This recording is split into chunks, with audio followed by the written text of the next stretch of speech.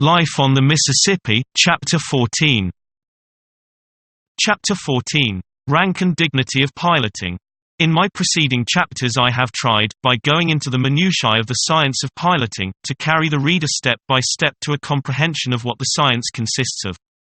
And at the same time I have tried to show him that it is a very curious and wonderful science, too, and very worthy of his attention.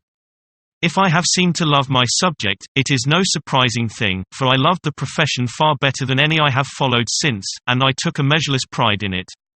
The reason is plain: a pilot, in those days, was the only unfettered and entirely independent human being that lived in the earth. Kings are but the hampered servants of Parliament and people. Parliaments sit in chains forged by their constituency. The editor of a newspaper cannot be independent, but must work with one hand tied behind him by party and patrons, and be content to utter only half or two-thirds of his mind.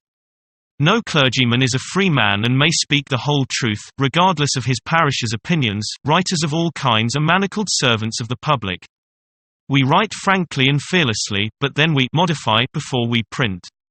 In truth, every man and woman and child has a master, and worries and frets in servitude. But in the day I write of, the Mississippi pilot had none. The captain could stand upon the hurricane deck, in the pomp of a very brief authority, and give him 5 or 6 orders while the vessel backed into the stream, and then that skipper's reign was over. The moment that the boat was under way in the river, she was under the sole and unquestioned control of the pilot. He could do with her exactly as he pleased, run her when and whither he chose, and tie her up to the bank whenever his judgment said that that course was best. His movements were entirely free. He consulted no one, he received commands from nobody, he promptly resented even the merest suggestions. Indeed, the law of the United States forbade him to listen to commands or suggestions, rightly considering that the pilot necessarily knew better how to handle the boat than anybody could tell him. So here was the novelty of a king without a keeper, an absolute monarch who was absolute in sober truth and not by a fiction of words.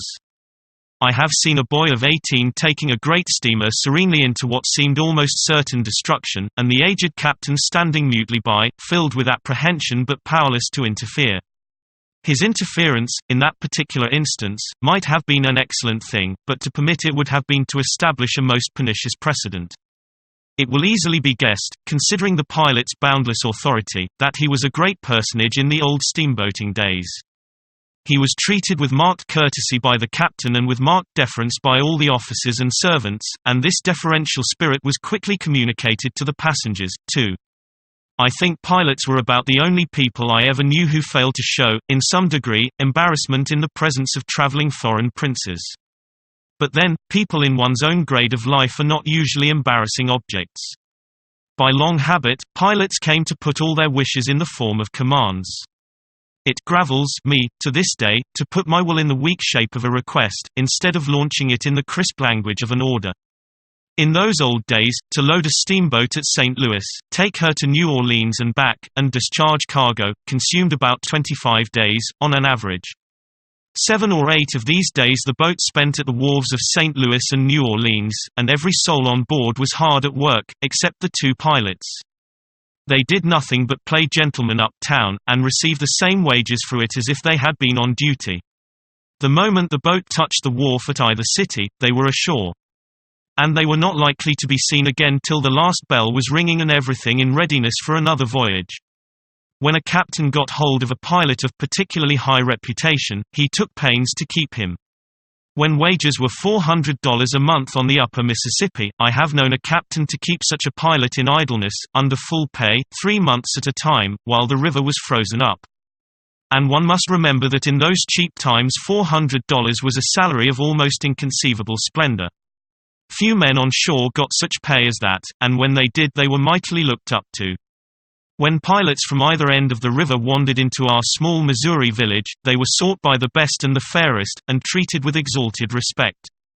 Lying in port under wages was a thing which many pilots greatly enjoyed and appreciated. Especially if they belonged in the Missouri River in the heyday of that trade, Kansas times, and got $900 a trip, which was equivalent to about $1,800 a month. Here is a conversation of that day.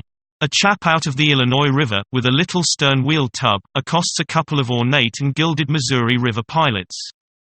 Gentlemen, I've got a pretty good trip for the up-country, and shall want you about a month.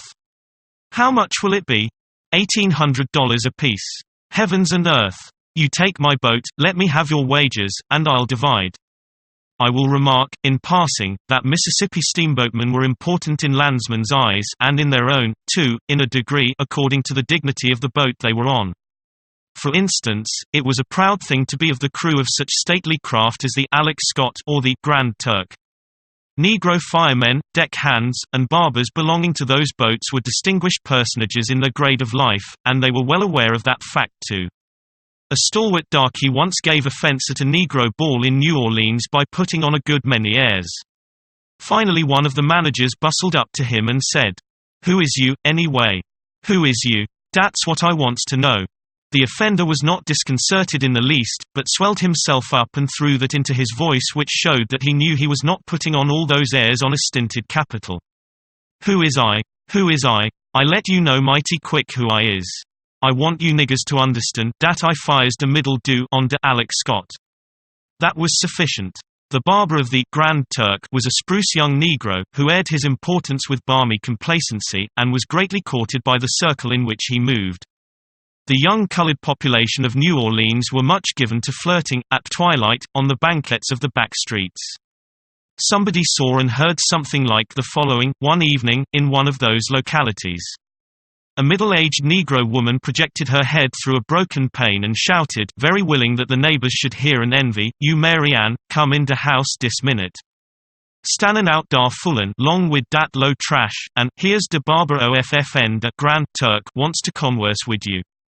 My reference, a moment ago, to the fact that a pilot's peculiar official position placed him out of the reach of criticism or command, brings Stephen W. naturally to my mind. He was a gifted pilot, a good fellow, a tireless talker, and had both wit and humor in him.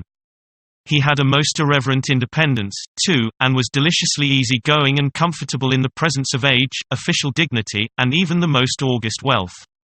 He always had work, he never saved a penny, he was a most persuasive borrower, he was in debt to every pilot on the river, and to the majority of the captains.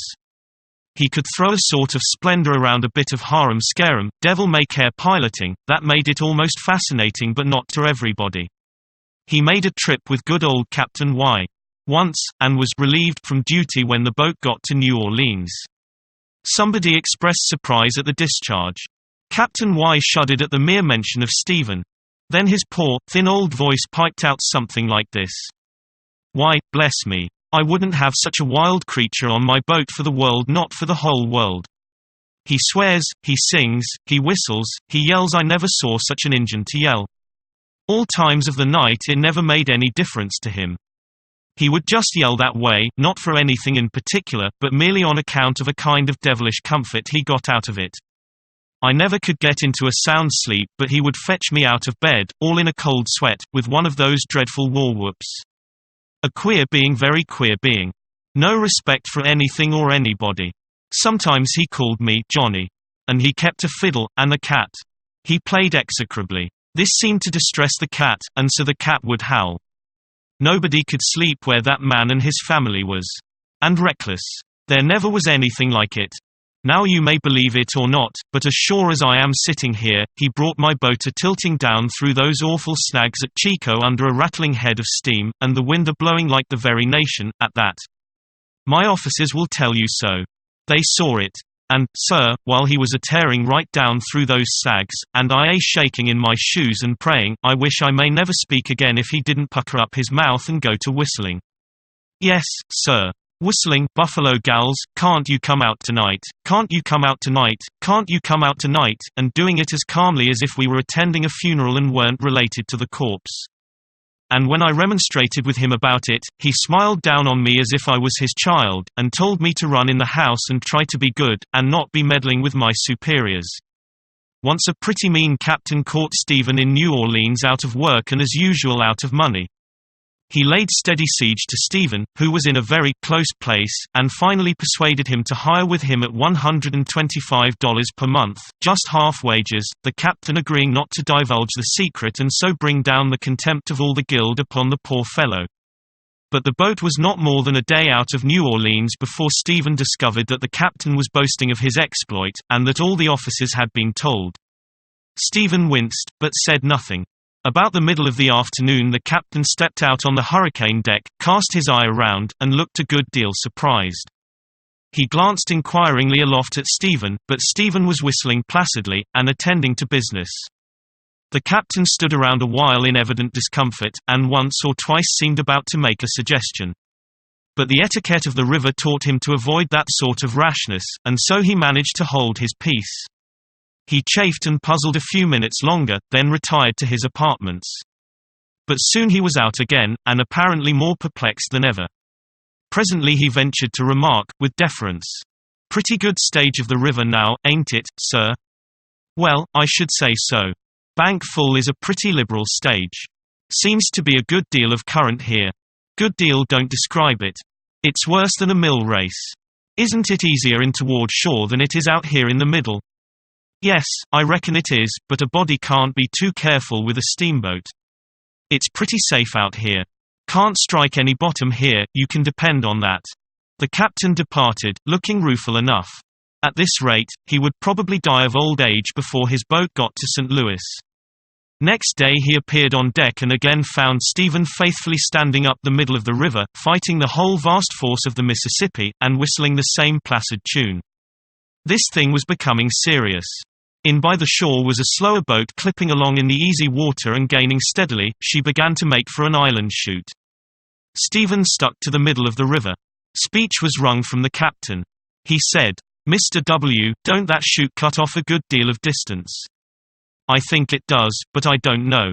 "Don't know? Well, isn't there water enough in it now to go through?" "I expect there is, but I am not certain. Upon my word, this is odd. Why, those pilots on that boat yonder are going to try it."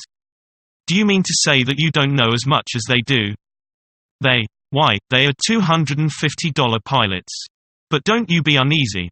I know as much as any man can afford to know for $125.